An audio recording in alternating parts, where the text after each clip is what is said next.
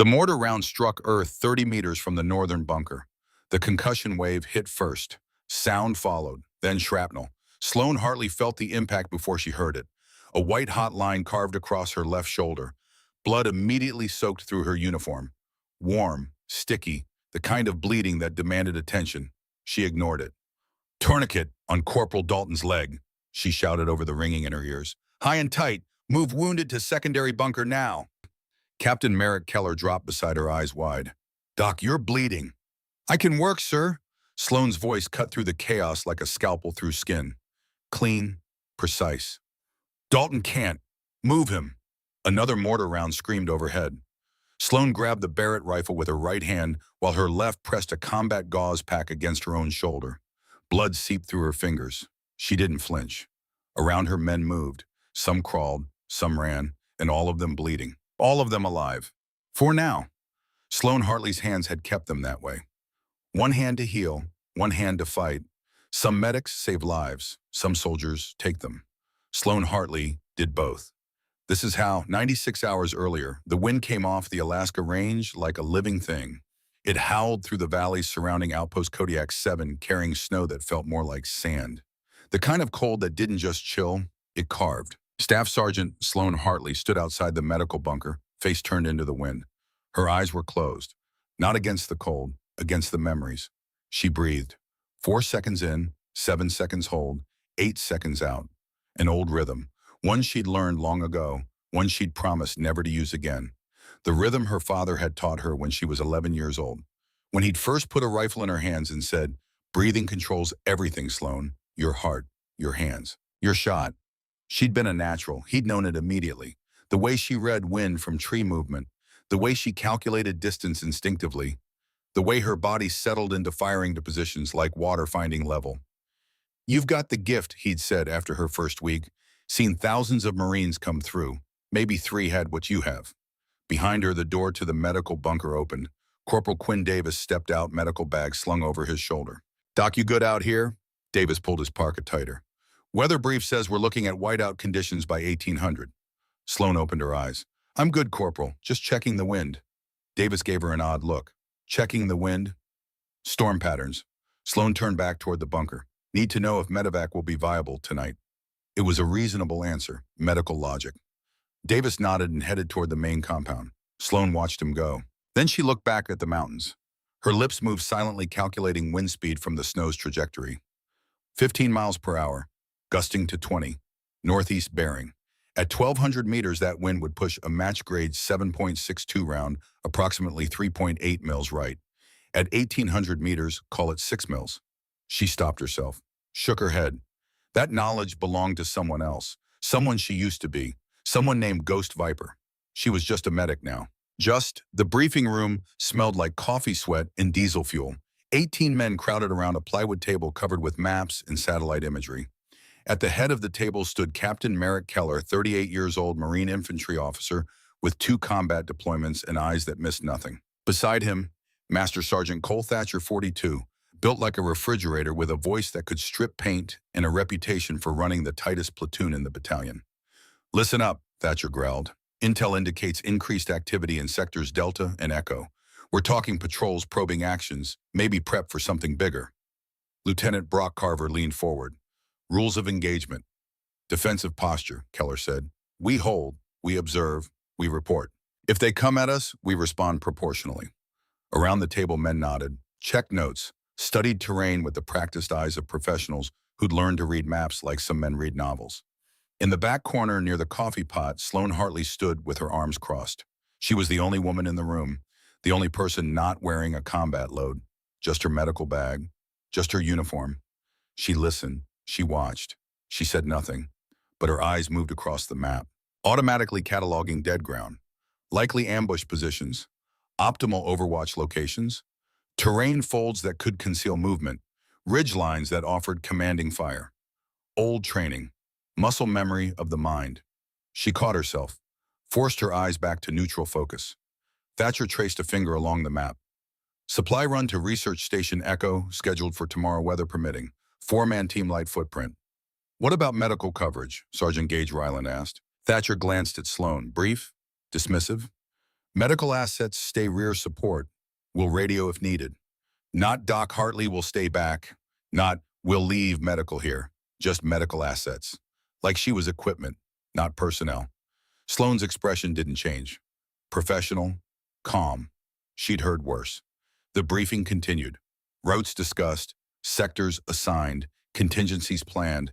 Not once did anyone ask for her input. Not once did anyone look at her during tactical discussions. She was in the room, but not part of the circle. Just a medic. The armory smelled like gun oil and cold metal. Corporal Evan Dalton sat on a bench checking his gear for the morning patrol. Combat harness, magazines, radio, tourniquet mounted on his belt. Sloane approached quietly. "Corporal, mind if I check your med kit?" Dalton looked up, young, maybe 26, confident in that way men get after a few deployments without getting hit. That invincibility complex that came from surviving Kandahar, from walking through IED country and coming home whole. "Got it covered, Doc." He patted the IFAC pouch on his belt. "Been doing this since Kandahar." Sloane nodded. "I'm sure you have, just doing my job." "No offense, Doc, but I know how to pack a med kit." Dalton stood slinging his rifle. "Save your time for the guys who need handholding." He walked away. Not hostile, just dismissive. Sloane stood alone in the armory. Around her, weapons lined the walls: M4 carbines, M240 machine guns, grenade launchers, and in the back corner under a tarp something longer. Heavier. Her eyes found it automatically. Lingered. She knew what was under that tarp. Had known from her first day at Kodiak 7. Barrett M82A1, 50 caliber, 31 pounds, 4 ounces unloaded. Effective range 1,800 meters. Maximum range 4,000. The weapon she'd sworn never to touch again. She turned away. The chow hall served what the army always served. Something brown that might have been meat once. Something green that had given up being vegetables. Something beige that claimed to be potatoes, but had the consistency of paste. Sloane sat at a corner table eating methodically. Fuel for the body, nothing more. She'd learned long ago not to think about taste. Food was calories. Calories were energy. Energy kept you alive. 3 tables away, Sergeant Ryland sat with a group of operators. Their voices carried in the concrete room. The kind of casual conversation that happened when men thought they weren't being overheard. "Heard the new medic's a woman," someone said. Ryland forked something brown into his mouth. "Yeah, transferred in 3 weeks ago." "She any good?" "Seems professional, quiet, keeps to herself. Hope she doesn't freeze up if things get hot. Davis says her file looks clean, multiple deployments. But you know how it is." "Yeah, file says one thing. Combat says another." Sloane kept eating, didn't look up, didn't react. She'd heard it before. Every new unit, every deployment, the doubts, the questions, the unspoken assumption that she'd need to prove herself while men with less experience got assumed competence. She could have walked over, could have said something, could have pulled rank, could have mentioned her 7 deployments to their 4. Could have told them about the 47 confirmed kills that didn't exist in any file they had clearance to read. Instead, she finished her meal, cleared her tray, left. Respect wasn't demanded, it was earned. She'd learned that from her father. Gunnery Sergeant Everett Hartley, the man who'd taught her everything that mattered. The supply bay was organized chaos, crates of ammunition stacked precisely, medical supplies inventoried and labeled, MREs arranged by meal type. Private Owen Huxley was counting boxes, clipboard in hand, checking manifest numbers against actual inventory. "Sergeant Hartley," he nodded as she entered. "Private, looking for a resupply on IV fluids. 3rd pallet left side. Lactated ringers or normal saline? Both, 2 liters each." Sloane found the supplies and began loading them into her bag. Behind her, she heard Huxley talking with another soldier. "You good for tomorrow's run?" "Yeah, should be fine. Still sore from that breaching drill yesterday, but nothing serious." Sloane's hands slowed. "Breaching drill." Huxley turned. "Ma'am, you said you're sore from the breaching drill, where just my side. Hit the wall harder than I meant to, but it's fine, just a bruise." Sloane studied him. Early 20s, fit, healthy color, moving normally, no visible distress, but something in the way he favored his left side when he turned. Subtle. Most people wouldn't catch it. "Can I take a look?" Huxley hesitated. "Doc, seriously, it's just a bruise. Won't take long. I really don't. Humor me, Private." Huxley sighed, lifted his shirt. A dark purple bruise spread across his left side from ribs to hip, the kind of impact pattern that came from hitting something hard, something unyielding. Sloane stepped closer. Her fingers moved gently across the bruised area, palpating, feeling for abnormalities beneath the skin. Does it hurt when I press here? A little. Here, yeah, that's ow, yeah. Deep breath, Huxley inhaled, winced slightly, just a fraction. But Sloane saw it. She lowered his shirt. Keep an eye on that. If the pain gets worse, or if you feel dizzy, lightheaded, nauseous, anything unusual, you find me immediately. Understood. It's just a bruise, Doc. Humor me, Private. I want you to check in with me tomorrow morning. Before that supply run, just a quick vitals check. Doc, I'm fine. That's an order, Private. Huxley nodded. Yes, ma'am. Sloane gathered her supplies and left. Behind her, she heard him mutter to his buddy, overreacting. It's just a damn bruise. Maybe it was. Probably it was. But Sloane had learned long ago probably wasn't good enough. Not when lives were on the line. She'd seen delayed splenic rupture twice before. Both times in Syria, both times the initial injury had seemed minor. Both times by the time symptoms appeared, hemorrhage was already critical. One of those soldiers had survived. The other hadn't. Sloane didn't plan on losing anyone at Kodiak 7 to something she could prevent. The weapons maintenance bay was warmer than the rest of the compound. Generators hummed a low, constant drone. Space heaters glowed orange, pushing back against the brutal Alaska cold. Master Sergeant Thatcher sat at a workbench, field stripping an M240 machine gun, piece by piece. Clean, oil, inspect, reassemble. The ritual of a professional who understood that weapons maintenance wasn't just procedure, it was survival. Sloane entered carrying a box of supplies to the medical locker in the corner. She moved quietly, efficiently, organized bandages by type, restocked medications in alphabetical order, inventoried equipment against her mental checklist. The M240 sat on the bench. Thatcher had stepped away for a moment. The traverse and elevation mechanism was loose. Not critically, but enough that it would affect accuracy at range. Sloane's eyes found it. Her hand moved before her brain gave permission. She reached out, adjusted the tension. Half a turn, the mechanism tightened to spec. That's my weapon, Doc. Sloane froze. Thatcher stood in the doorway, arms crossed, eyes calculating. Hands off unless you're treating someone. Apologies, Master Sergeant. Sloane stepped back. The traverse mechanism was loose, force of habit. Thatcher's eyes narrowed. Force of habit from what? Sloane met his gaze. Steady, professional. My father was military, grew up around weapons. Old habits. It was true, just not the whole truth. Her father had taught her to field strip an M240 when she was 12. Had her adjusting traverse mechanisms by 13. By 14, she could diagnose and fix mechanical issues on any crew-served weapon in the Marine Corps inventory. Weapons are tools, he'd said. You treat them with respect, they'll never let you down. You ignore them, they'll get you killed. Thatcher studied her for a long moment. Then he walked to the M240, checked the adjustments she'd made, tested the mechanism. It moved smoothly, perfectly, exactly to specification. He said nothing, just nodded once. Sloane finished her work and left. Behind her, Thatcher stood alone, staring at the weapon, wondering. Night fell over Kodiak 7 like a hammer. Temperature dropped to -15. Wind shrieked through the compound with the voice of something ancient and angry. Snow piled in drifts against bunker walls, building sculptures that would freeze solid by morning. Inside the medical bay, Sloane sat at a small desk. A single lamp illuminated her workspace. She was updating medical records, inventory logs, routine paperwork, the endless bureaucracy that followed medical personnel everywhere. Her fingers tapped a rhythm on the desk. 4 taps, pause. 7 taps, pause. 8 taps. 4 seconds in, 7 seconds hold, 8 seconds out. The breathing pattern, the one snipers used to slow their heart rate before a shot, the one that could drop a resting pulse from 70 beats per minute to 55, the one that steadied hands and cleared minds and made impossible shots possible. She caught herself, stopped, stared at her hand like it belonged to someone else. On the wall above her desk hung her medical certifications.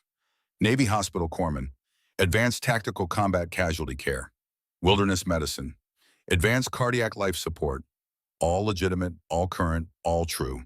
What wasn't on the wall, the other certifications, the classified ones, Scout Sniper School graduated top of class, Advanced Reconnaissance Course, SEER Level C, High-Risk Personnel Course, the certifications that had been buried with Ghost Viper.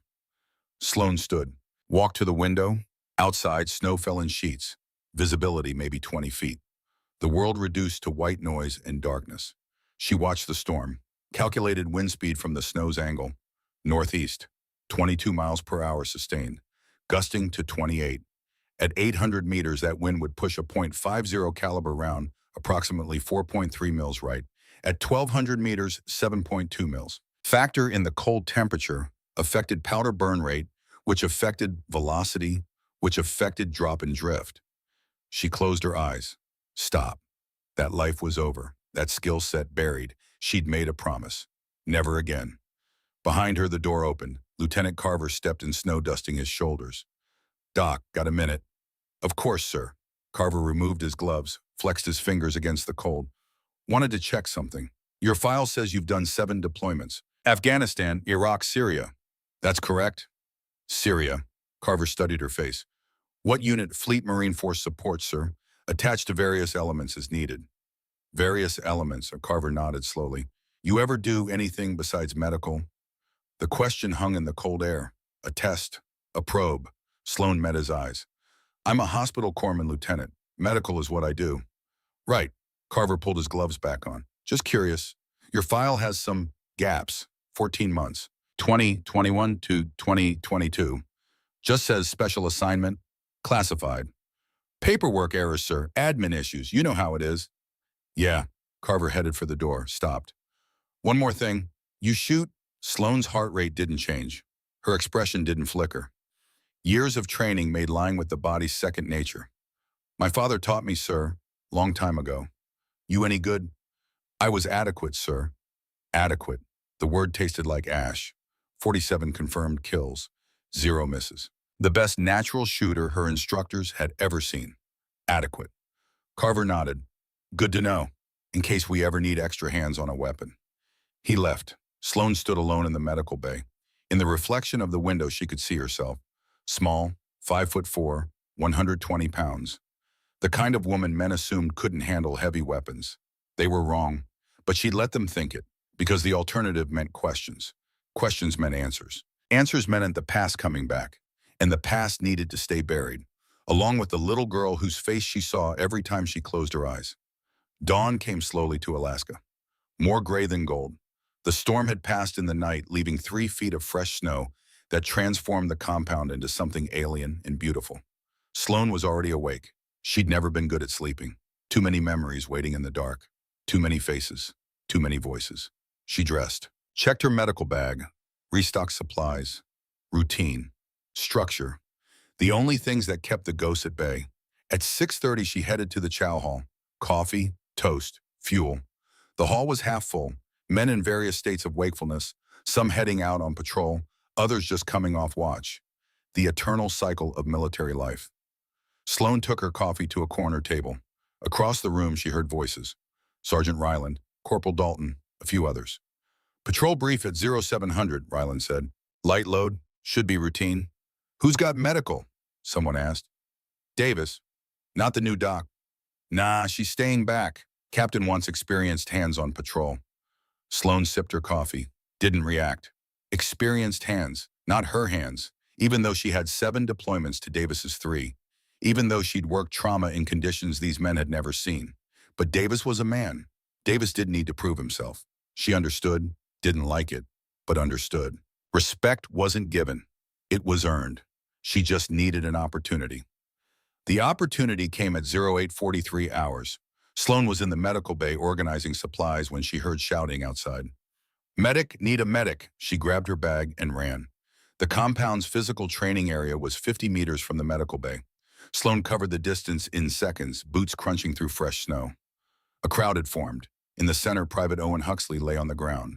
His face was pale, sheet white, his breathing shallow and rapid. Sweat soaked his uniform despite the 15-degree temperature. Corporal Davis knelt beside him, fingers on his carotid counting pulse. What happened? Captain Keller demanded, pushing through the crowd.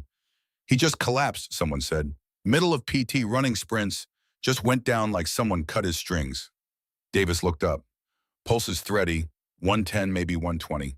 Breathing rapid and shallow, skin's diaphoretic. I think it's heat exhaustion. Heat exhaustion? Keller frowned. It's 15 degrees out. He was running hard, sir. Full gear. Probably overheated under all those layers. Body couldn't regulate. Sloan pushed through the crowd. Captain requests permission to assess. Keller glanced at her. Davis has it handled, Doc. Sir. Stand by Hartley. Sloan stood, watched, every instinct screaming. Davis was calling for blankets, hot fluids, trying to warm Huxley up. Standard heat exhaustion protocol. Wrong. Wrong. Sloan looked at Huxley's color. Not the flush of heat exhaustion. Not the red of overheating. Pale, clammy, gray.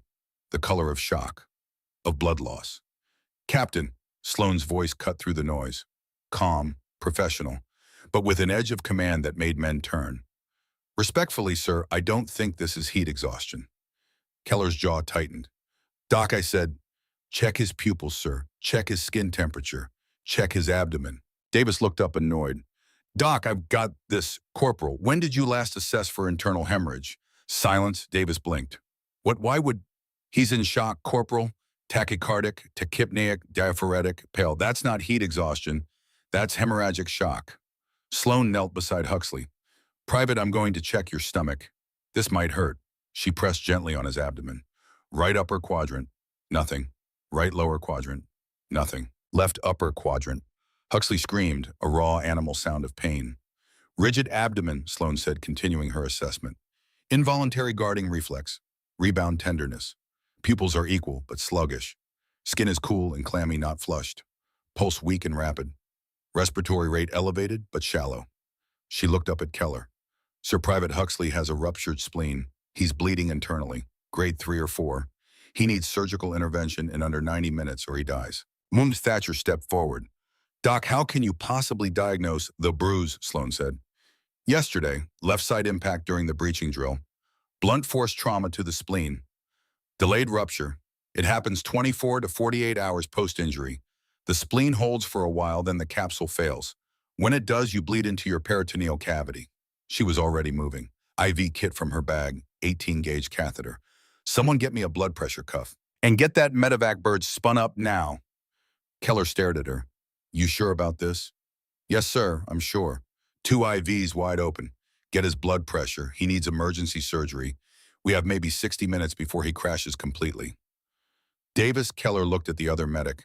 Davis opened his mouth, closed it, looked at Huxley's pale, sweating face, the rigid abdomen, the clinical picture clicking into place. I didn't think to check for internal bleeding.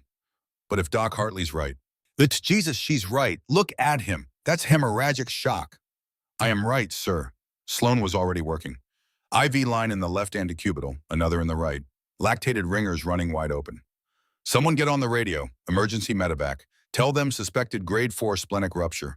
Tell them we have maybe 45 minutes before decompensation. They need to fly fast. For a moment, no one moved. Then Keller nodded. You heard her. Move. The compound exploded into action. Radio operators sprinting for comms. Men clearing a landing zone. Others bringing blankets, keeping Huxley warm, but not hot. Sloan worked. Calm, methodical, every movement precise. She'd done this before. Not here, not at Kodiak 7, but in other places. Darker places, where decisions measured in seconds meant the difference between living and dying. Thatcher appeared beside her. What do you need, Doc? Keep him warm, not hot, just stable. Talk to him. Keep him conscious as long as possible. Monitor his breathing. If it changes, if he stops responding, you tell me immediately. Got it. And Master Sergeant, when that bird lands, we load fast. Every second counts now. 18 minutes later, the medevac helicopter appeared. A black dot against gray sky growing larger, rotors screaming, wind whipping snow. Touchdown. Sloan rode with Huxley to the bird. Shouted the handoff to the flight medic over the rotor wash. 24-year-old male. Suspected splenic rupture grade 4. Blunt force trauma to left flank approximately 36 hours prior. Delayed presentation. 2 large bore IVs, lactated ringers wide open. Vitals pulse 128 BP, 90/60, and dropping respirations 28 and shallow. He's compensating, but he won't be much longer. You've got maybe 30 minutes before he crashes, straight to OR. The flight medic nodded, professional, respectful. She saw it in his eyes. Recognition. One professional to another. Good catch, Doc. Damn good catch. The helicopter lifted, disappeared into gray sky. Sloan stood into the snow, blood on her gloves, sweat cooling on her skin despite the cold. Around her, the compound was silent. Captain Keller approached. Doc, sir. Hell of a call. Just doing my job, sir. Davis missed it. I missed it. Hell, I was about to tell him to warm the kid up and put him back to work. Keller studied her face. How'd you know the bruise he showed me yesterday? Mechanism of injury suggested possible splenic trauma. When he collapsed today with hemorrhagic shock presentation, I put it together.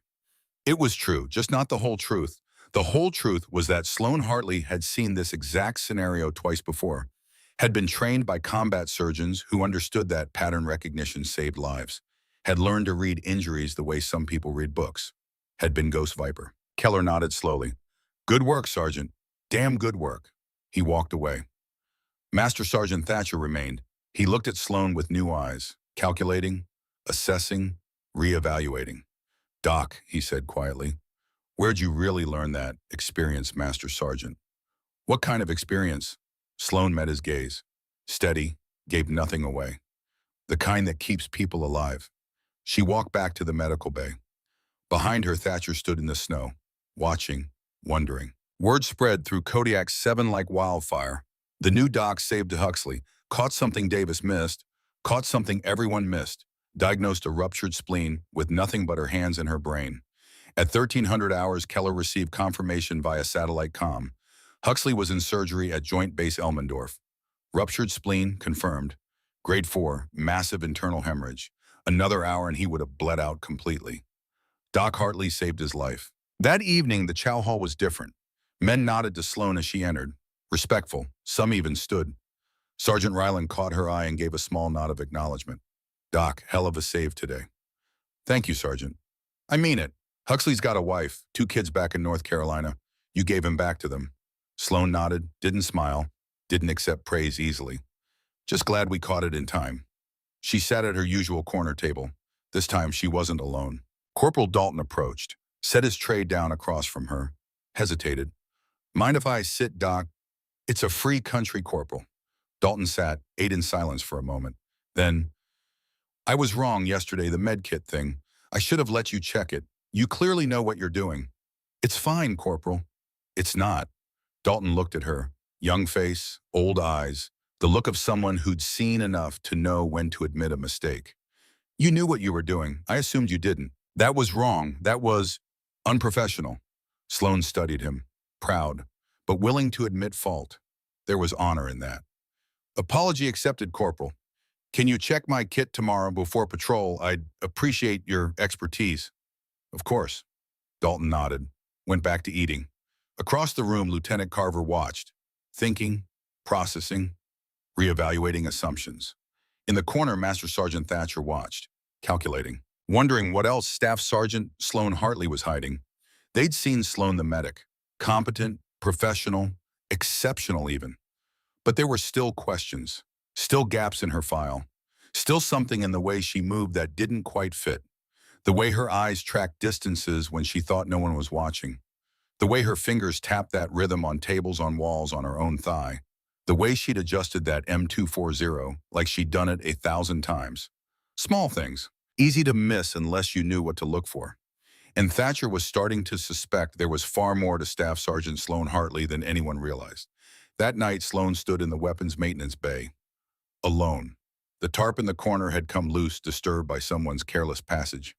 Underneath, she could see it, Barrett M82, A1, 50 caliber, 31 pounds 4 ounces.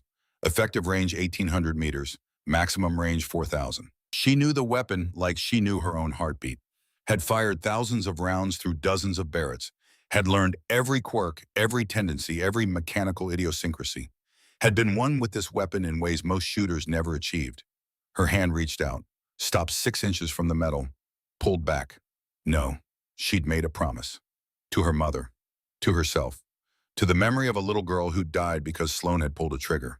Never touch a rifle again. Never take a life again. She was a healer now, only a healer. Sloane turned away, walked back to the medical bay. Behind her, the Barrett sat in shadow, waiting. Because somewhere deep in Sloane Hartley's mind, in the part she tried to bury beneath medical knowledge and healing hands, she knew the truth. Outpost Kodiak 7 sat in hostile territory. Enemy forces probed the perimeter daily. Patrols went out and came back missing men. The perimeter was shrinking. The enemy was getting bolder. And sooner or later, healing wouldn't be enough. Sooner or later, she'd have to choose the promise she'd made or the lives she could save. As Sloane lay in her bunk that night, staring at darkness, she felt it coming, like a storm on the horizon. Inevitable, unstoppable. And when it arrived, everyone would learn the truth about the quiet medic who kept to herself. Everyone would learn what Sloane Hartley really was, what she'd always been, beneath the healer's hands, beneath the promise, beneath the guilt. A weapon.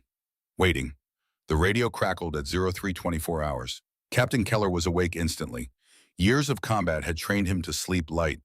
The slightest sound, the smallest change in the compound's ambient noise, and his eyes opened. He grabbed the handset. Kodiak 7, this is Research Station Echo. Do you copy the static? Heavy, then again weaker, more desperate. Kodiak 7, anyone, please. Keller keyed the transmit. Echo Station, this is Kodiak 7 Actual. Send your traffic. The voice that came back was female, strained, fighting panic and losing. This is Dr. Meredith Voss, Atmospheric Research Team. Station partially collapsed in the storm. I'm trapped. Multiple injuries. Please, I don't know how much longer I can. More static. Worse this time. Echo Station, say again your status. Nothing. Keller tried twice more. Dead air, not even static. Just the empty hiss of an open channel going nowhere. He checked the map. Research Station Echo sat 1.2 kilometers east of Kodiak 7, civilian facility. Three-person scientific team studying atmospheric conditions and climate patterns in extreme environments. He'd met them once during a courtesy visit. Dr. Voss was the lead researcher, late 30s, serious, dedicated, the kind of scientist who came to Alaska in winter because the data was better. Now she was dying alone in the dark. Keller hit the alarm. 30 seconds later, the command bunker filled with men in various states of dress, combat leaders, senior enlisted, and standing quietly in the back corner, medical bag, already packed Staff Sergeant Sloane Hartley. Listen up, Keller said. We have a civilian distress call.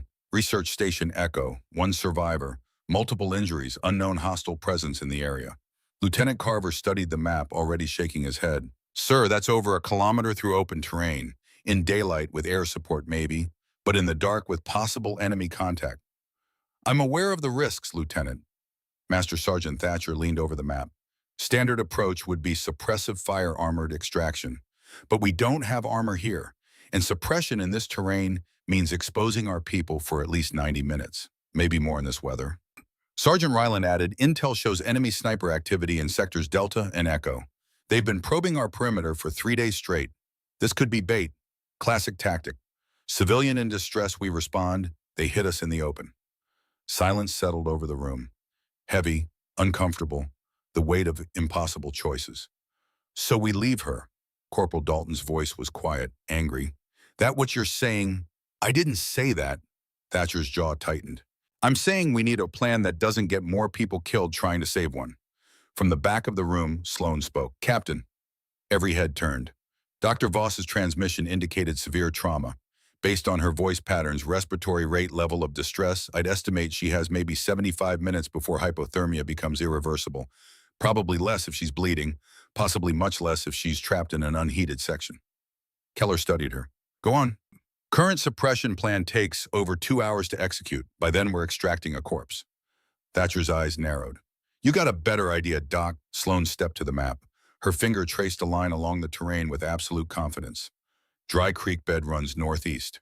Below sight lines from these ridge positions, she tapped 3 points in rapid succession. Wind funnels through here, noise discipline will be critical, but it provides sound cover for movement. Approach from northwest keeps us in defilade until the final 200 meters. We'll be exposed for maybe 90 seconds. Not 90 minutes. The room went silent. Lieutenant Carver stared at the route, then at Sloane, then back at the map. Doc, that's advanced tactical planning. That's not something you learn in hospital corpsman school. It's the smart route, Sloane said simply. How do you know the terrain that well? Carver's voice carried open suspicion now. You've been here 3 weeks. I've been studying these maps for 2 months and I didn't see that approach. I study maps, Lieutenant, part of medical planning. Need to know where casualties might occur and how to extract them efficiently. It was reasonable, logical, professional, also incomplete. The truth was that Sloane had memorized every square meter of terrain within 5 kilometers of Kodiak 7. Had spent her first week identifying dead ground cover routes, optimal firing positions, rally points. Had mapped the area in her mind with the precision of someone trained to survive in hostile terrain. Had done it as Ghost Viper. Keller studied the route, then Sloan. This workmaster sergeant, Thatcher examined the map, checked elevations against the topographical lines, sight lines from known enemy positions, wind patterns based on terrain funneling. He took his time, thorough. Finally, he nodded. It's solid, better than our plan, significantly better. Then we use it. Keller straightened. Thatcher, Carver, Ryland, Dalton. You're with me. Light load, fast movement. We need to be back before sunrise. Sir, Sloane's voice cut through, request permission to accompany. Negative, too dangerous. With respect, Captain Dr. Voss has multiple traumatic injuries in a cold environment. Field stabilization will require immediate advanced care beyond basic first aid. I have significantly more experience with complex trauma management than Corporal Davis. It was true, everyone in the room knew it. Huxley's save had proven that beyond doubt. Keller hesitated, weighed the risks, then nodded. Gear up, we move in 10 minutes. But you stay behind us, Doc. You're medical, not combat. Yes, sir. The room emptied. Sloan headed for the medical bay. Behind her, she heard Lieutenant Carver speak quietly to Thatcher. Something's not right about her. What do you mean? That route, that terrain analysis. That's not medic training, that's infantry. Maybe recon. She mapped dead ground like she's done it 1,000 times. Maybe she's just smart. Maybe. Carver's voice dropped lower. Or maybe she's a lot more than she's telling us. Sloan kept walking. She'd heard suspicion before. She'd hear it again, as long as they never found the whole truth. The night was colder than death. Temperature had dropped to -22. Wind cut through layers like they weren't there, finding skin-stealing heat, making every breath burn. The 6-person team moved in tactical column. Keller on point, infrared marker, barely visible on his back. Thatcher second heavy weapon ready. Sloan third medical bag strapped tight, M4 rifle slung across her back. The standard issue they'd given her. Not the weapon she would have chosen. Not the weapon she'd been trained on. Not the Barrett M8 2A1 that sat in the weapons cache wrapped in canvas waiting. They reached the dry creek bed in 12 minutes. Sloan had been right. The terrain provided perfect defilade. Wind howled overhead 30 miles per hour, gusting to 40, masking any sound they made. Keller hand signaled a halt, checked his GPS. They'd covered 800 meters. 400 to go. He raised his fist. The signal to move. That's when the first shot cracked. The round snapped past Ryland's head, close enough to feel the pressure wave. Close enough to hear the supersonic crack distinctly separate from the distant report. He dropped flat. Contact right, Thatcher shouted. Another shot. This one kicked up snow beside Carver's boot, sending ice crystals spraying. The team scattered, found what cover existed in the creek bed. Rocks, frozen earth. Not much, not enough. Sloan pressed herself against the creek bed wall. Her heart rate climbed. 80 beats per minute. 90. 95. She forced it down. Old training, old rhythm. The one her father had taught her. The one she'd promised never to use. 4 seconds in. 7 hold. 8 out. Stop it. Another shot. Another, walking toward their positions. Methodical. Professional. Disciplined. Sniper, Thatcher growled. Elevated position. Range. Maybe 800 meters. Can't get a fix in this weather. Keller keyed his radio. Kodiak 7, this is extraction team. Taking accurate fire from... A round struck the rock beside him. Stone fragments peppered his face, drawing blood. He cursed. 400 meters from Dr. Voss. Pinned down. Unable to advance. Unable to retreat without exposing themselves to precision fire. Ryland low-crawled to Keller's position. Sir, we can't move. That shooter has us completely locked down. Can you suppress? Not at this range, not accurately, not with M4s. Another shot. This one close to Dalton, close enough to make him flinch. Sloan's mind calculated automatically. Pattern recognition. Muscle memory she tried to bury. Shot interval 12 seconds. Consistent. The shooter was confident. Taking time between shots. No rush. Professional. Wind direction northeast 15 miles per hour, sustained gusting to 18. Consistent enough for precision work. Distance based on the time delay between muzzle flash barely visible in the snow and sound arrival approximately 820 meters. Elevated position ridgeline probably 30 to 35 meters above their current elevation based on the angle of impact. Her hands knew what to do. Her training screamed at her. Everything she'd learned in Scout Sniper School, everything her father had taught her, she could make that shot. She knew exactly how to make that shot. But she'd promised. After Syria, after the girl, never again. Dr. Voss's voice echoed in her memory. Weak, desperate. Please, I don't know how much longer. 75 minutes. Probably less now. Bleeding, cold, dying alone. Sloane closed her eyes, saw a different face. A little girl, 7 years old. Dark hair, wide eyes filled with fear in the moment before no. She opened her eyes, looked at Keller, at Thatcher, at the team trap because one enemy sniper controlled the terrain. She made her choice. Captain, her voice was steady, calm. Request permission to engage the threat. Keller stared at her. Doc, with what your M4 can't reach that far. None of ours can. Not with the M4, sir. Understanding dawned slowly across his face. What are you saying? I need access to the weapons cache, the long gun. Silence. Wind howled. Snow whipped. Another shot cracked. Thatcher's eyes locked on hers, hard, assessing. Doc, that Barrett weighs 30 pounds unloaded. You're what, 120 soaking wet. 31 pounds, 4 ounces, Sloane said, and I know exactly what it weighs. I know the recoil profile. I know the sight picture, and I can make that shot. More silence. Wefan. Keller looked at Thatcher. Some unspoken communication passed between them. Finally, Keller nodded.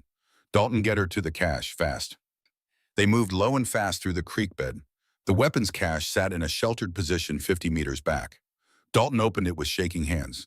Inside, wrapped in weatherproof canvas, the Barrett M82A1. Sloane unwrapped it. The weight settled into her hands like coming home, like picking up something she'd lost, something she'd missed, something she'd sworn never to touch again. Her hands moved automatically, magazine seated, bolt racked with that distinctive heavy click. Chamber checked, bipod deployed, safety off. Dalton watched, mouth open. Doc, where did you get back to the captain? I need quiet. But now, Corporal, that's an order. Dalton retreated, glancing back twice, face full of questions. Sloane found a position, prone, snow seeping cold through her uniform. Barrett's weight distributed properly. Bipod stable on frozen ground. Body position correct. Left leg bent. Right leg straight. Natural point of aim. She looked through the scope. The world narrowed. Became simple. Mathematical. Pure. Target enemy sniper visible as a dark shape against lighter snow. 820 meters. Elevated 32 meters. Wind northeast 15 miles per hour, gusting to 18. Her breathing slowed. The rhythm her father had taught her. 4 seconds in, 7 hold, 8 out. Heart rate dropped. 90, 80, 70, 65, 60. Windage compensation 3.4 mils right. Maybe 3.6 with the gusts. Split the difference. Elevation 7.8 mils up. Cold air was denser. Rounds flew slightly different. Adjust down 0.2 mils. 7.6. Her finger found the trigger. Not pulling, just resting. Feeling the tension, the resistance, knowing exactly when it would break. The enemy sniper fired again. Sloane tracked the muzzle flash. Logged the exact position in her mind. She had him. In her mind, a voice. Her father's voice. The one that had taught her this. The one she heard in every scope sight picture. Steady, Sloane. Read the wind. Trust your training. Trust yourself. Another voice. Her own. Younger. Eager. I've got him, Dad. Then take the shot, Ghost. But there was another voice too. Screaming. A child's voice. The last sound the little girl had made before the bullet meant for her father tore through her small body. Sloane's finger tightened. The Barrett roared. Recoil slammed into her shoulder. Familiar, almost comforting. The sound of Ghost Viper waking up. Through the scope, she saw the impact. Center mass. The enemy sniper jerked like a puppet with cut strings. Fell. Didn't move again. Sloane chambered another round. The heavy bolt action, smooth under her hand. Scanned for additional threats through the scope. Movement, second position. 400 meters from the first. Another shooter relocating. Either backup or a spotter moving to a better position. 890 meters now.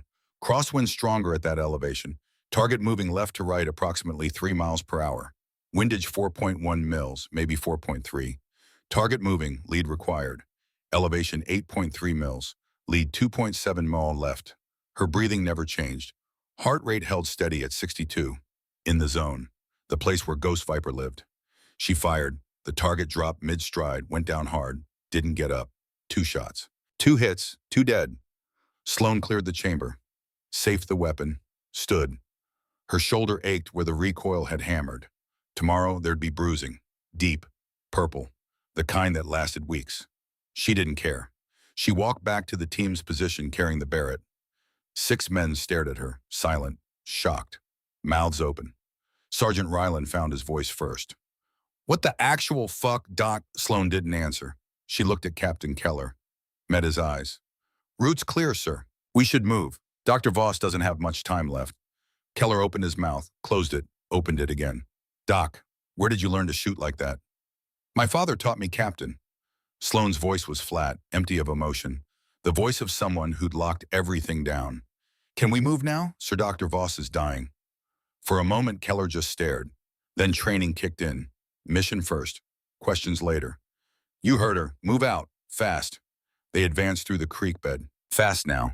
No more shots. No more threats. The path to research station echoed clear.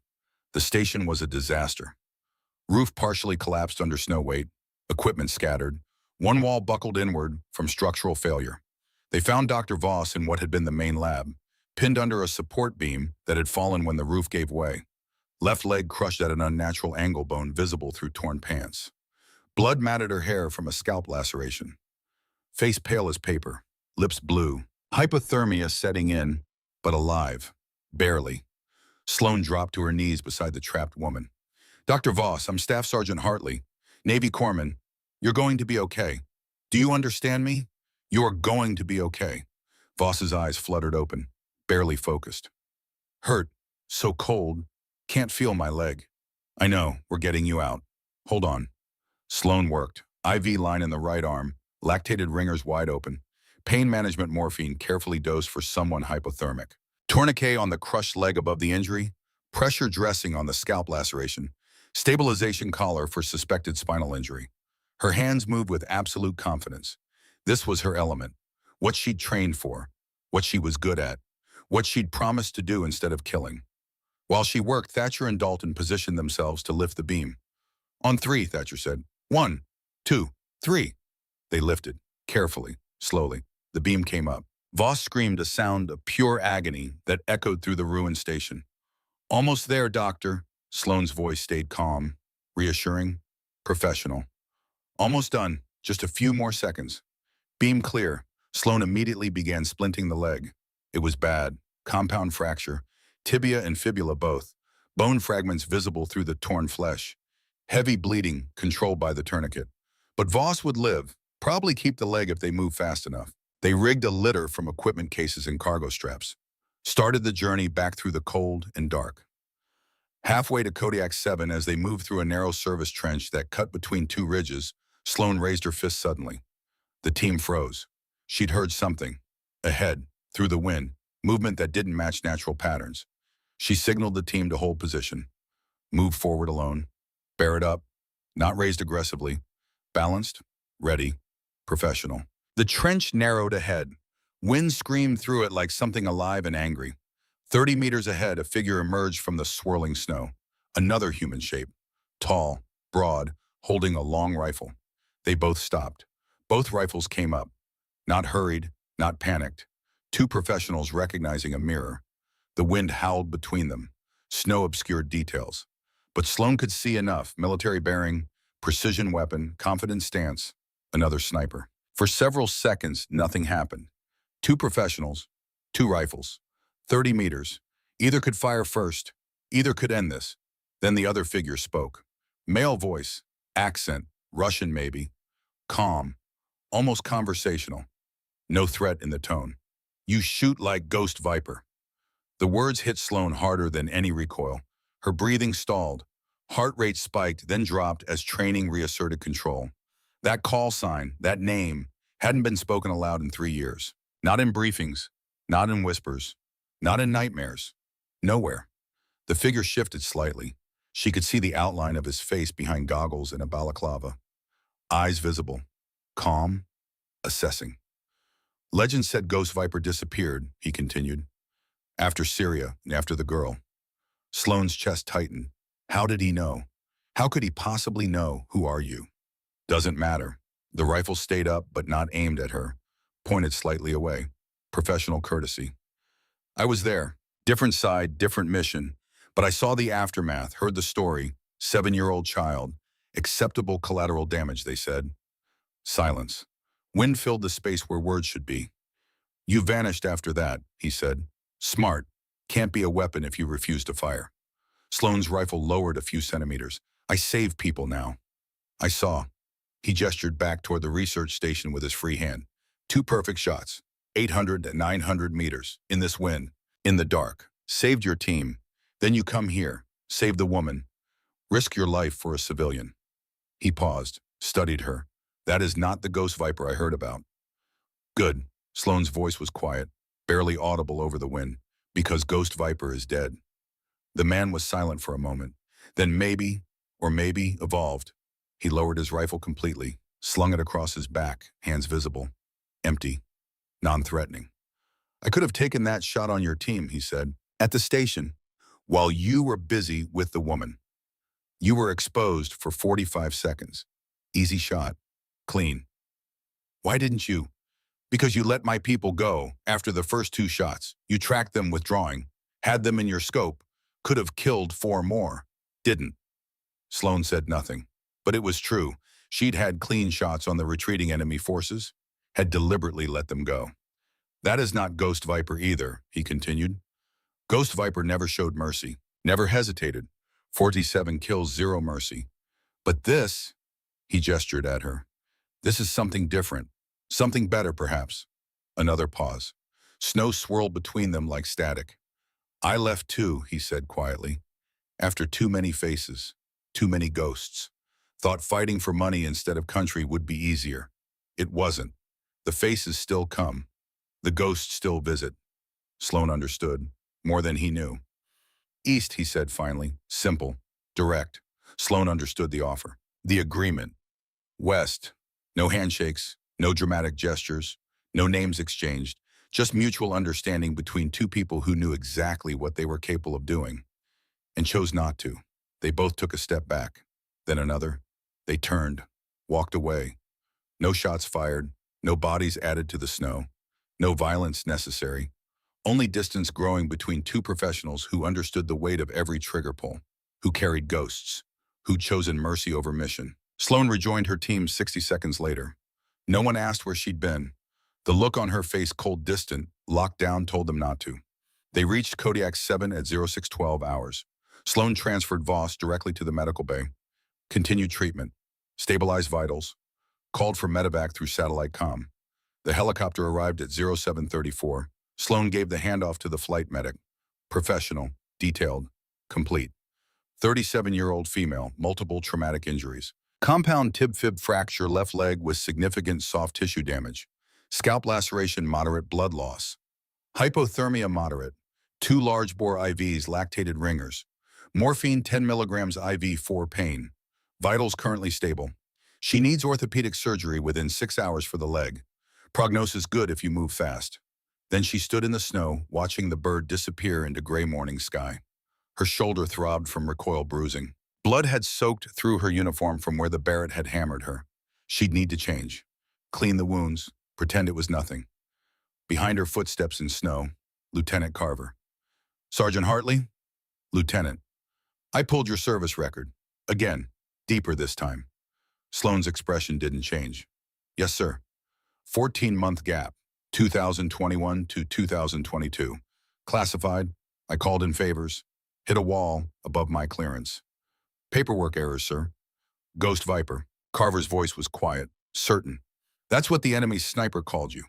We heard it on comms. He knew that name. How? Sloane turned to face him, met his eyes. You misheard, Lieutenant. Did I? Not a question, a challenge. What does it mean? It means nothing. A mistake. Confusion in combat, enemy propaganda, psychological warfare. Carver studied her face, looking for cracks, for tells, for any sign of deception. He found nothing. Years of training made her face a mask. Right, he said finally. My mistake. Must have misheard. He walked away. But Sloane knew he didn't believe her. Knew he'd keep digging. She stood alone. The wind cut through her uniform. blood cooling on her shoulder.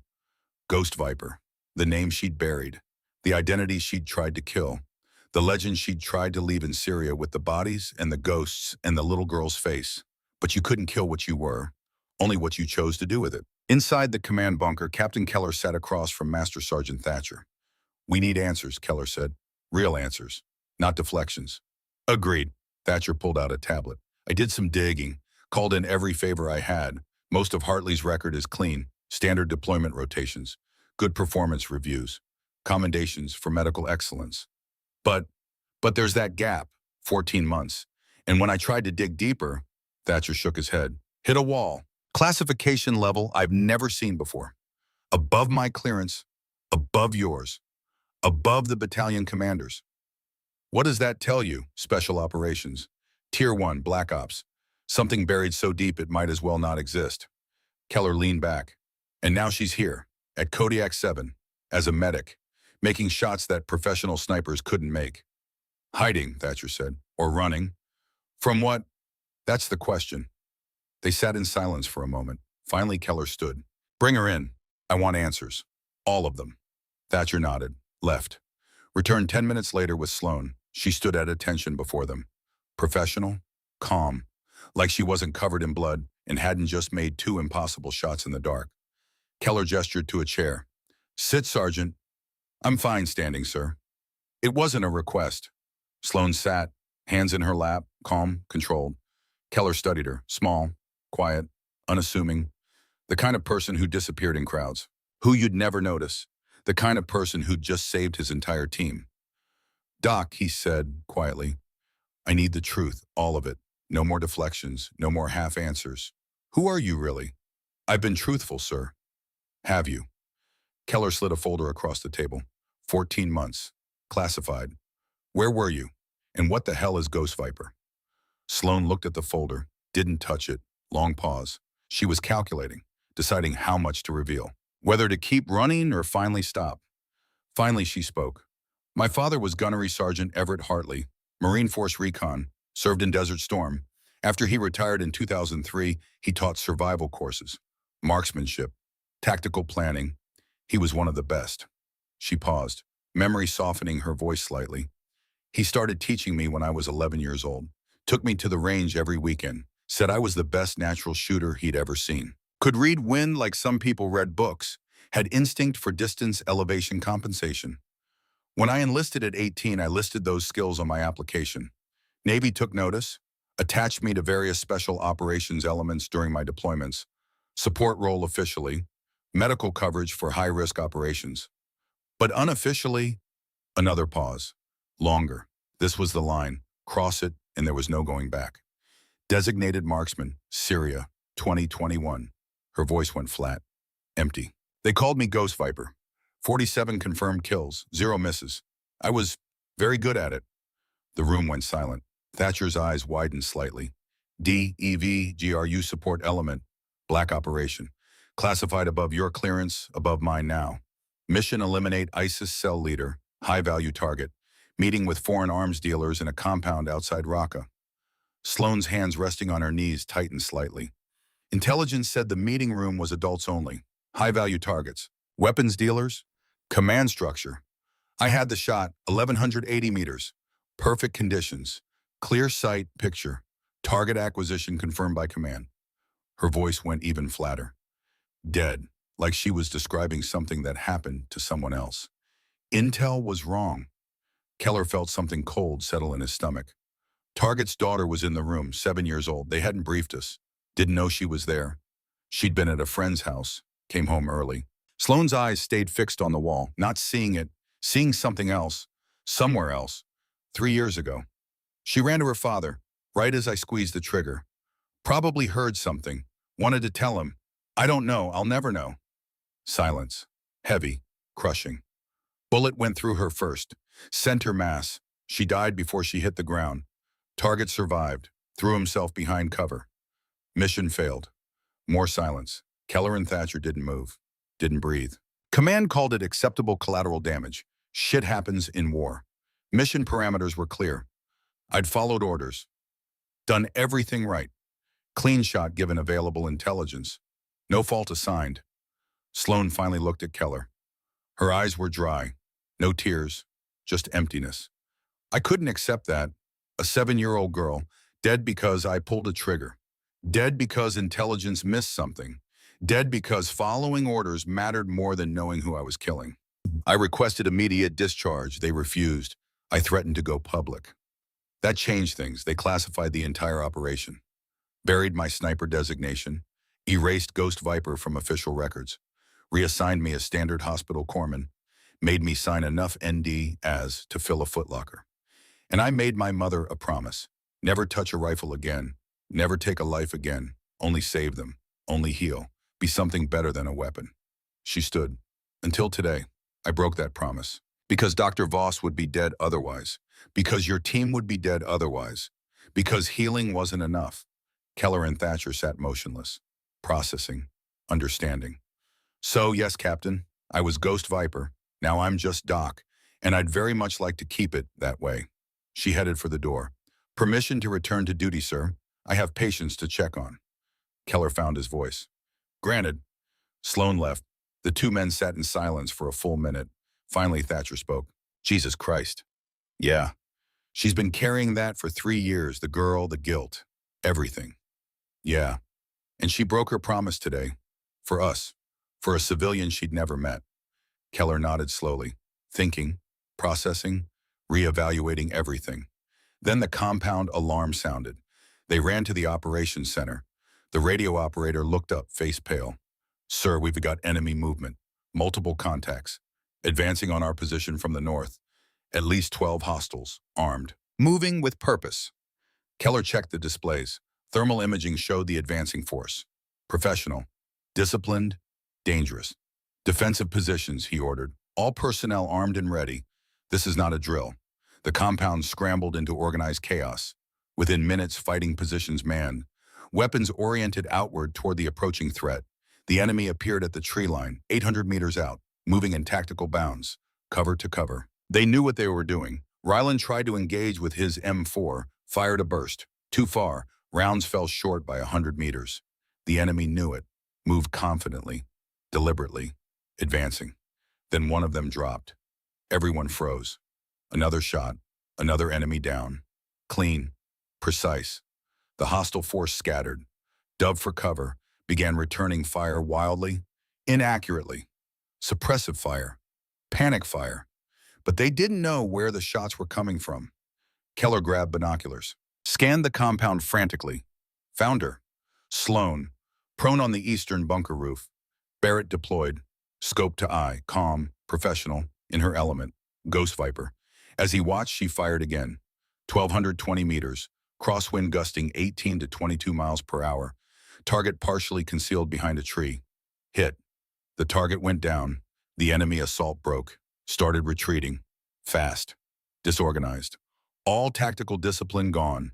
3 minutes later, silence. They were gone. Keller climbed to the bunker roof on shaking legs. Sloan was safing the Barrett.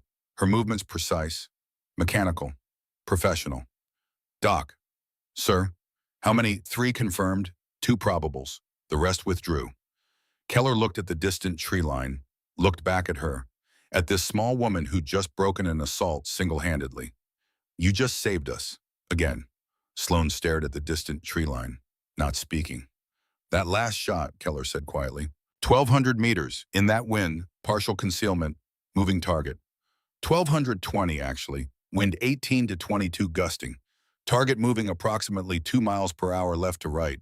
Not impossible, just difficult. For most people. Yes, sir. Keller stepped closer. The girl in Syria, that's a tragedy. A real one, a genuine tragedy. But punishing yourself by hiding what you can do, that doesn't honor her memory. It just wastes what you are. Sloan looked at him, really looked. For the first time, he saw emotion in her eyes. Pain, guilt, confusion. You have a gift, Keller continued, an extraordinary gift. Today, that gift saved lives, not took them. Saved them. You healed Dr. Voss. You protected this team. You did both, not one or the other. Both. Sloan was quiet. Think about it, Doc. That's all I'm asking. Think about what it means to honor that girl. Does it mean burying yourself? Or does it mean using everything you are to save others? Keller descended the ladder. Sloane remained, alone on the roof, wind cutting through her uniform, Barrett cooling beside her. In her mind, three images now. The little girl's face, frozen in that last moment. Dr. Voss's face, grateful, alive. The enemy sniper who'd called her Ghost Viper and walked away. Could she live with all of it? Could she be healer and weapon, medic and marksman, lifesaver and life taker? Could she forgive herself enough to try? As the sun rose over the Alaska range, painting the snow gold and red and purple, Sloane Hartley began to understand. Maybe healing didn't mean never fighting. Maybe it meant knowing when to do both. Maybe Ghost Viper hadn't died in Syria with that little girl. Maybe she'd just been reborn as something better. Something more complete. Something more human. Someone who could save lives with one hand and protect them with the other. Someone who understood that mercy and strength weren't opposites. Someone who'd learned the hardest lesson, that the truest strength was knowing when to pull the trigger and when to let it rest. One mission, keep the team alive, whatever it takes. End of part 2. The mortars came at dawn. No warning, no buildup, no intelligence intercept, no sensor alert. Just the whistle of incoming rounds and the instant understanding that everything had changed. The first shell hit the northern perimeter. Explosion, shockwave that rattled teeth, snow and frozen earth thrown skyward in a fountain of white and black. Sloane was in the medical bay when the compound alarm screamed. She grabbed her bag and ran, boots pounding on frozen ground. Outside chaos, men scrambling to defensive positions, weapons brought to bear, shouting, confusion. The fog of sudden combat. Captain Keller emerged from the command bunker already wearing his combat harness, rifle in hand.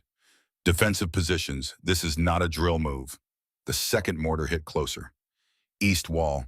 The explosion shook the ground like an earthquake. Metal fragments screamed through the air. Men dropped, cursing, seeking cover. Sloane ran toward the impact site. Training took over. Everything her father taught her, everything the Corps taught her. Find the wounded, stabilize. Evacuate, repeat. She found the first casualty near the ammunition bunker. Corporal Evan Dalton, on his back. Left leg torn open from knee to groin. Blood pumping. Arterial. Bright red. Too much. Too fast. Femoral artery. Sloane dropped to her knees beside him, bag already open. Dalton, stay with me. Doc, I can't feel my leg. I can't. His voice high, panicked, going into shock. Look at me. Her voice cut through his panic like a blade, sharp, commanding. The voice of someone who'd done this before, many times. You're going to be fine. You hear me? You're going to be fine. She worked with the speed of experience. Combat gauze packed deep into the wound. Hands moving faster than thought. Tourniquets cinched high on the thigh, above the injury, above the bleeding. Twist the windlass. One turn, 2, 3, until the blood flow stopped, until the bright red fountain became a seep, then a trickle, then stopped. Mark the time on his forehead in grease pencil. 0641 hours, 45 seconds from drop to controlled bleeding. Hold pressure here, she told Dalton. Don't move. Don't touch the tourniquet. I'll be back. Another explosion, western bunker this time. Closer. The blast wave knocked snow from the roof. Sloane ran. She found Sergeant Gage Ryland slumped against a wall, conscious but breathing wrong. Short, rapid, gasping like a fish on dry land. Ryland, where are you hit? Chest. Can't breathe right. Something's wrong. Sloane ripped open his jacket. No external bleeding, no visible wounds, but his trachea was deviated, shifted to the right. Left side of his chest wasn't moving properly with his breathing. Tension pneumothorax, air trapped in chest cavity from blunt force trauma. Building pressure, collapsing the lung, shifting organs, would kill him in minutes if untreated. She grabbed a 14-gauge needle from her bag, found the landmark between his ribs. Second intercostal space, mid-clavicular line, the textbook position. Inserted the needle without hesitation. The hiss of released pressure was immediate and loud, like opening a pressure cooker. Ryland gasped. Real breathing returned. Color came back to his face. Stay here, she ordered. I'll get you to the bunker. Just keep breathing, slow and steady. Doc, they're coming. Sloane heard it then. Small arms fire. Not random, not panicked, disciplined, professional, advancing. She looked east through smoke and snow. Enemy assault element, maybe 20 fighters, using the mortar barrage as cover, moving fast. Tactical bounds, cover to cover, professional. 900 meters out. Lieutenant Carver appeared beside her, breathing hard. Doc, we need to fall back. They're going to overrun the perimeter. We can't hold against this many. Get casualties to secondary bunker. Sloane's voice was ice. Command voice. The voice she'd used in Syria. Now, Lieutenant, what are you? She was already moving, running not away from the fight, but toward it, toward the eastern bunker, where the weapons were stored, where the Barrett was waiting. She grabbed the rifle. 31 pounds, 4 ounces felt light in her hands now. Natural, like an extension of her body, sprinted to the roof access ladder. Climbed one-handed, Barrett slung across her back. Behind her, more explosions, more shouting. Private Owen Huxley calling out he was hit. Shrapnel wounds. Bleeding. Sloane couldn't help him yet. Had to suppress the assault first. Had to buy time for the wounded to be moved. Had to do what no one else could. Had to be Ghost Viper. She reached the roof, dropped prone. Barrett deployed. The familiar weight settled against her shoulder like coming home. The advancing enemy was at 700 meters. Moving in tactical bounds, fire team rushes, covering each other. They knew what they were doing. Professionals. Sloane's breathing slowed automatically. The rhythm her father taught her. The rhythm of Ghost Viper. Heart rate dropped from 90 to 70 to 65 to 60. She acquired the first target. Lead ammunition on. PKM machine gunner setting up a support position. The most dangerous threat. Take him first. Calculated win. Distance. Drop. Cold air. All the variables. Fired. The Barrett roared. Recoil slammed into her shoulder. Familiar. Right. The machine gunner fell. The assault element scattered. Confused. They'd expected mortars and small arms, not precision fire from nowhere. Sloane worked the bolt. Heavy, smooth, mechanical precision. Found the second target. Squad leader, gesturing orders to his men, trying to reorganize, trying to regain control. 980 meters now. Crosswind shifted. Northeast to north. 12 miles per hour. She adjusted, fired, hit. The squad leader went down. Leadership decapitated. The assault started to falter. Third target. Enemy designated marksman setting up on a ridge. 1,150 meters. Long shot, moving target in wind. She tracked him through the scope. Let her training take over. Let instinct and mathematics merge. Let Ghost Viper do what Ghost Viper did best. Fired. The marksman dropped mid-movement. Didn't get up. 3 shots. 3 hits. The assault stalled, but there were still wounded below. Still people bleeding. Still people who needed her. Sloane safed the Barrett. Climbed down from the roof. Found Huxley. Shrapnel wounds across his right arm and shoulder. Bleeding but not arterial. Not immediately life-threatening. She packed the wounds quickly with hemostatic gauze. Pressure. Bandages. Get to the bunker. Now, Private. Doc, I can still fight. You can still bleed out. Move. That's an order. Enemy fire intensified. They'd regrouped. Angry now. Focused. Sloane ran back to the ladder, back to the roof, back to the Barrett. Back to being the weapon she tried to bury. She settled behind the scope. Found targets through the swirling snow and smoke. Fired. Worked the bolt. Fired again. 1,220 meters. 1,340. Each shot deliberate. Controlled. Precise. 2 more hits. The enemy assault broke completely. Started withdrawing, retreating, running. Sloane tracked them through her scope. Could drop 2 more before they reached cover. Easy shots. Clean sight pictures. Targets running in open ground. Her finger rested on the trigger. They were running. Retreating. No longer an immediate threat to the compound. Tactically, she could justify the shots. Enemy combatants. Legitimate targets. But tactically sound and necessary weren't always the same thing. The enemy sniper's words echoed in her mind. You let my people go. You could have killed 4 more. Didn't. Mercy, the hardest choice, the one that required the most strength. She lifted her finger from the trigger. Let them go. Chose mercy over mission. Some things were more important than body count. Movement below, Master Sergeant Thatcher running toward the eastern bunker, shouting something she couldn't hear over the ringing in her ears. Then the flash, the pressure wave, the instant of recognition before impact. Mortar. Close. Too close. The explosion lifted Sloane off the roof and threw her like a rag doll. She hit hard, rolled, felt something hot tear through her left shoulder. Not a clean cut, a ripping, tearing, shrapnel. Pain came white and screaming. She looked down, blood soaking through her uniform. A lot of it. Too much, the kind of bleeding that meant bad things. Below, someone was calling for a medic. Multiple voices. Urgent. Desperate. Sloane grabbed her bag, climbed down the ladder one-handed. Each rung was agony. Fire running down her arm, vision swimming, graying at the edges, hit the ground. Her legs nearly buckled. Blood loss trying to drag her under into darkness. No. She forced her mind clear.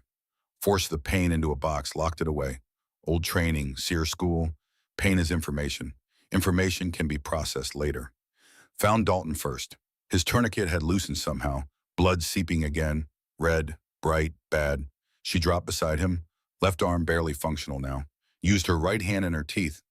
Retightened the tourniquet. Twisted the windlass. Checked his pulse with the shaking fingers. Weak, but present. He was still in the fight. Doc, you're bleeding. Dalton's voice was weak, slurred, shock setting in. I know. She pulled gauze from her bag with her right hand, pressed it hard against her own shoulder with her left, hissed through clenched teeth. Stay with me, Corporal. Keep your eyes on me. Lieutenant Carver appeared eyes wide. Doc, Jesus Christ, you need treatment. I need you to move Dalton to the secondary bunker. No waver in her voice, despite the pain, despite the blood, despite everything. Monitor that tourniquet. Don't loosen it under any circumstances. Mark the time. He's got maybe 90 minutes before we start seeing tissue damage. But you... Now, Lieutenant, that's an order. Carver moved, grabbed Dalton under the arms, started dragging him toward cover. Sloane stood. The world tilted sideways. She forced it level through sheer will. Found Ryland. Sergeant, can you walk? Think so. Get to the bunker. Tell them you need a chest seal and monitoring. That needle decompression is temporary. You need a chest tube. Tell them. Can you remember that? Chest seal, chest tube, got it. Dock your shoulder, move, Sergeant, now. Ryland moved, limping but mobile. The compound was quieter now. Enemy fire sporadic. The assault had failed. Broken against the compound's defenses. Broken against Ghost Viper. Sloane's left arm hung useless. Blood dripped from her fingertips onto the snow. Bright red on white. She could feel shock coming. Vision narrowing, tunnel vision. Her body trying to shut down. Not yet. With one hand in her teeth, she applied her own tourniquet. High on the arm, above the wound, above the bleeding, twisted it tight. The pain was extraordinary. White, searing, like fire and ice at the same time. She welcomed it. Pain meant alive. Pain meant conscious. Pain meant she could still work. Found Huxley. His bandages were holding. Blood soaked through, but not flowing. You stable, Private? Yeah, Doc, but you don't look. Get to the bunker. Now. Captain Keller appeared. Standing. Blood on his face from rock fragments, but standing. Staring at her. Doc. His voice was quiet. Awed. Horrified. You're still working. People are still hurt, sir. You're hurt. You're bleeding. You need... I can work. She met his eyes, saw the question there. The concern, the fear. Can I... Keller stared at this small woman, bleeding from multiple shrapnel wounds. One arm tourniqueted, medical bag still clutched in her right hand. Still standing, still working, still saving lives while bleeding out. Yeah, Doc, he said softly. You can work. You can work. But everyone was stable now. Or dead. The dead didn't need her. Sloane's legs gave out, just stopped working. She went down hard. Keller caught her before she hit the ground. Easy. I got you. I got you. Need to check. Dalton's tourniquet. Make sure it's tight enough. Everyone's stable, Doc. Because of you. Everyone's stable. Sloane tried to stand. Couldn't. Her body had reached its limit. Reality was flooding in through the adrenaline crash. Pain, blood loss, shock. Medevac's inbound, Keller said. You're on it. You're getting on that bird. Dalton needs it more. Arterial damage. He needs... Dalton's going. You're going. That's an order, Sergeant. That's a direct order. Sloane tried to protest. The world went gray. Then black. She woke on a helicopter. Noise. Vibration. The familiar sensation of flight. A flight medic leaning over her face concerned. Welcome back, Sergeant. You scared us there for a minute. Dalton. Her voice was rough, dry. Stable. Right next to you. Good work on that tourniquet. Textbook. Best application I've seen in 20 years. Ryland. Also stable. On the next bird. That needle decompression bought him the time he needed. Sloane closed her eyes. Everyone lived. That was what mattered. Everyone lived. Her shoulder throbbed, but the pain was distant now, manageable. They'd given her morphine, the good stuff, military grade. She'd broken her promise again, picked up the rifle, killed people, multiple people, but also healed, saved, kept the team alive. Maybe Keller was right. Maybe that was enough. Maybe that's what honoring the little girl meant. Not burying herself, but using everything she was to save others. Maybe. The helicopter flew toward the hospital. Sloan drifted in and out. Surgery, anesthesia, darkness, sleep without dreams for the first time in 3 years. 3 days later, she woke in a hospital bed, left shoulder bandaged heavily, immobilized in a sling. IV in her right arm, monitors beeping steadily. Captain Keller sat beside her bed, reading a report. He looked up when she stirred. "Sir?" Her voice was hoarse from the breathing tube. "Doc, how you feeling?" "Like I got hit by a mortar." "You did. 14 pieces of shrapnel. Surgeon said another inch medial and you'd have lost the arm. Another inch superior and you'd have bled out before we got you to the bird." Keller leaned forward. "You saved 4 lives while bleeding from 14 shrapnel wounds. That's beyond exceptional. That's beyond anything I've ever seen." "Just doing my job, sir." "No." Keller's voice was firm. "You did 2 jobs. Perfectly. You were a medic. You were a marksman. You were both. At the same time, and everyone lived because of it." Sloan looked at him. "Sir, I broke my promise. I killed people. You protected people. There's a difference, Udagarmin." Before she could respond, Keller produced a tablet. "Someone wants to talk to you." On screen, an older man, silver hair, hard eyes that had seen too much. Colonel's insignia, Colonel Garrett Vance, Navy Medical Command. "Staff Sergeant Hartley," Vance said. "Sir." Sloan tried to sit up. Pain flared. She gasped. "Stay down, Sergeant. Doctor's orders. You've earned the rest." Vance studied her through the screen. "I've read Captain Keller's report. Every word. Very detailed. Very thorough. I've also reviewed your complete service record, including the classified portions that officially don't exist." Sloan said nothing. "You violated the terms of your reassignment agreement. You engaged in combat operations significantly outside your designated hospital corpsman role." "Yes, sir." "You employed precision fire on multiple occasions, resulted in at least 9 enemy casualties over a 72-hour period." "Yes, sir." "You also saved multiple American lives and 1 civilian life through medical intervention and tactical action." Vance paused, studied her. "Explain your decision to engage with lethal force." Sloan chose her words carefully. "Sir, my team was pinned down. Casualties were mounting. Standard medical response would have failed. Offensive action was necessary to enable treatment and extraction." "So you picked up a rifle, the thing you swore never to do again." "Yes, sir. I chose my team over my promise. I chose lives over words." "What about Syria? The girl, does that choice honor her memory?" Sloan's chest tightened. The question cut deep. "I carry her every day, sir. That doesn't change. That will never change." "Does it change how you use your skills?" "Yes, sir. I won't take a life unnecessarily, but I won't let people die unnecessarily either. Not anymore. I can't. Even if it means becoming what you were, Ghost Viper." "I'm not what I was, sir." Sloan's voice was firm, clear. "I was only a weapon then, a tool, a resource to be deployed. Now I'm more than that." "What's that?" "Someone who can do both, heal and protect, save and defend. I won't choose one over the other anymore. Both hands, sir. One mission." Vance nodded slowly. "Captain Keller recommended you for dual designation, hospital corpsman/precision designated marksman. Navy's never done that before. Never even considered it." "I understand, sir. It would set precedent, change doctrine, change how we think about medical personnel and combat roles. Open doors for others." "Yes, sir." "It would also mean accepting what you are, all of what you are. No more hiding, no more running. Your service record would reflect both designations. Ghost Viper would become official again." Sloan met his eyes through the screen. "I'm done hiding, sir. I'm done running. If that's what it takes to save lives, I'll accept it." Vance smiled. Brief, genuine. "Good answer. Recommendation approved. Effective immediately, you are redesignated hospital corpsman/precision designated marksman. Congratulations, Sergeant, and thank you for your service, all of it." The screen went dark. 6 weeks recovery, Keller said. "Then back to Kodiak if you want, or training command, your choice." "I want Kodiak, sir. My team's there." "Good, because they want you back." The next day, visitors came. Master Sergeant Thatcher, Lieutenant Carver, Sergeant Ryland, Corporal Dalton. They stood awkwardly in her hospital room, big men in a small space. Thatcher spoke first. Doc, we came to say something. We were wrong from the start. We doubted you, dismissed you, treated you like you didn't belong. That was on us, on me. You didn't know me, Master Sergeant. Not an excuse. Thatcher's voice was rough, emotional.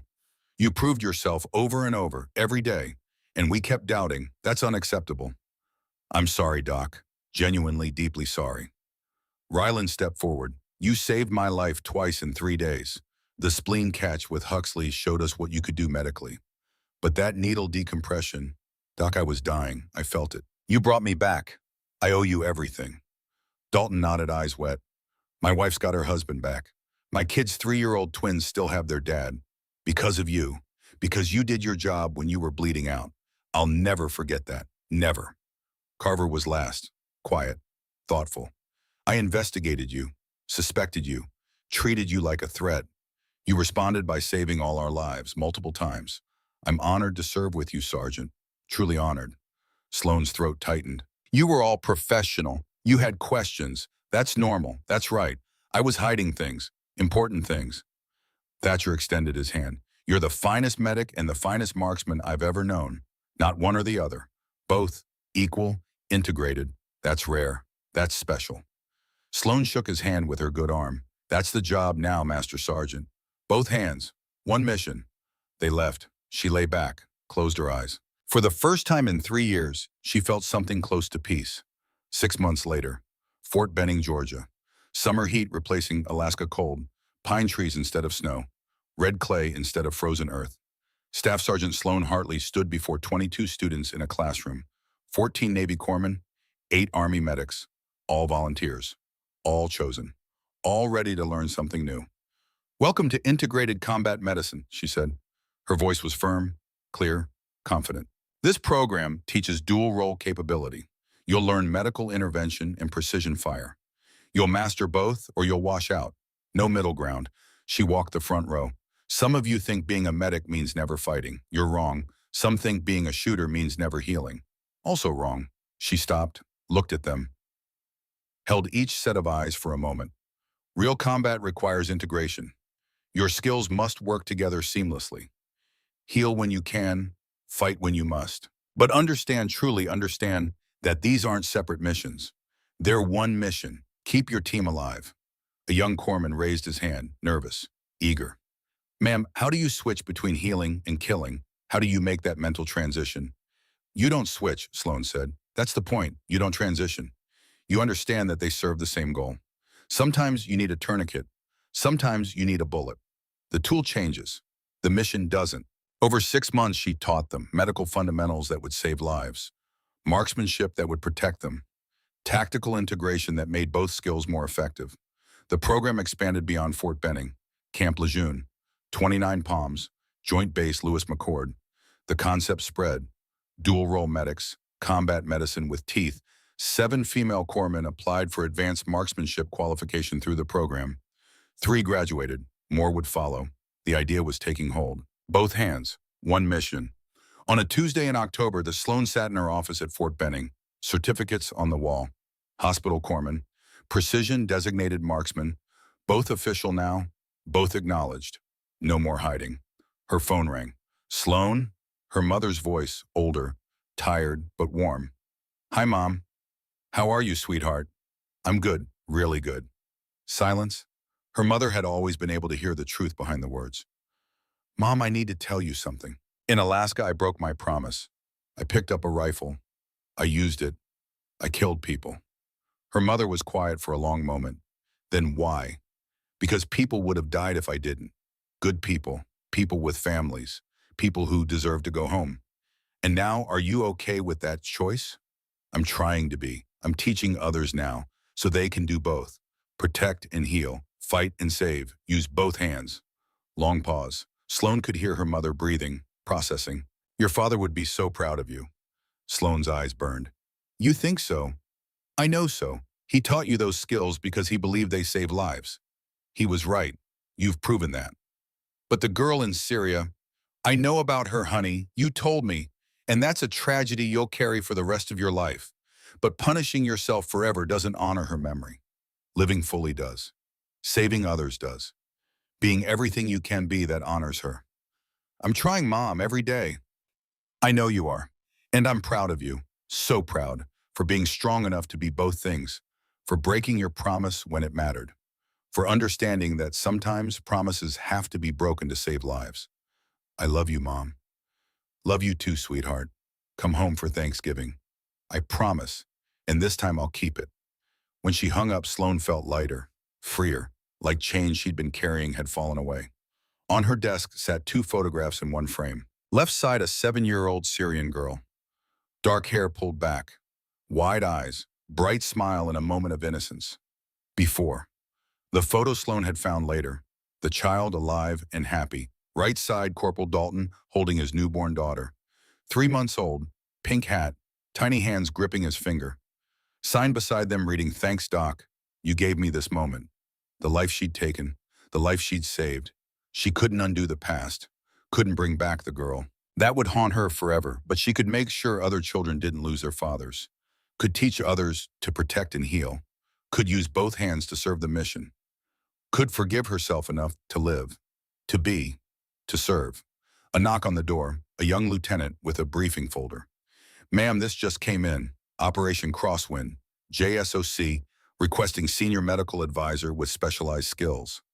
Sloan took the folder, read the mission parameters, complex, dangerous. High-risk operation requiring both medical expertise and tactical capability. Requiring someone who could be both. She looked at the corner of her office, her M4 leaning against the wall, her Barrett in its case beside it. Both clean, both ready, both hers, medical bag between them.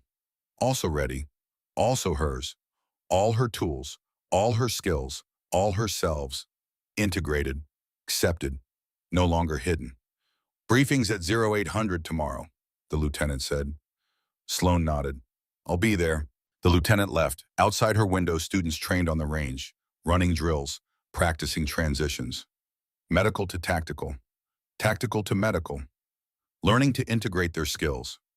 Learning what she'd learned, what her father knew, what 3 years of hiding and running had finally taught her. That the strongest warriors aren't the ones who only destroy or only heal. They're the ones who understand when to do each. Who can hold a scalpel and a rifle with equal skill and equal respect. Who choose mercy when possible and force when necessary. Who honor the dead by saving the living. Who understand that both hands serve one mission. Sloan Hartley picked up her gear. Both bags, both weapons. Tomorrow's mission waited, and she was ready. Finally, completely, wholly, to be everything she was meant to be. Staff Sergeant Sloan Hartley, hospital corpsman, precision designated marksman, healer, protector, guardian, ghost, Viper reborn. The woman who understood that sometimes the greatest strength is knowing which hand to use and having the courage to use both.